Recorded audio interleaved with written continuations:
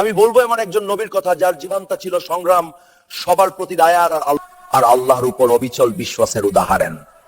তিনি হলেন হযরত মুসা আলাইহিস সালাম। মুসা জন্ম নিয়েছিলেন এমন এক সময় যখন ফিরাউন ছোট ছেলেদের হত্যা করছিল, কিন্তু আল্লাহর হুকুমে তার মাটাকে একটা ঝুলিতে রেখে নাইল নদীতে ছেড়ে দেন। ফিরৌনের রাজপ্রাসাদেই সেই বড় হল। এটা ছিল আল্লাহর অসাধারণ পরিকল্পনা। একদিন ভুল করে একজন লোককে ঘুষি মেরে মুসা তাকে মৃত্যুর মুখে ঠেলে দেন।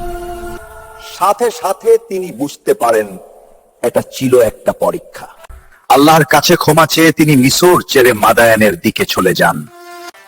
মদিনায় গিয়ে তিনি একজন বিদ্যমান নবীর মেয়েকে বিয়ে করেন আর বছরের পর বছর হালাল পরিশ্রম করেন।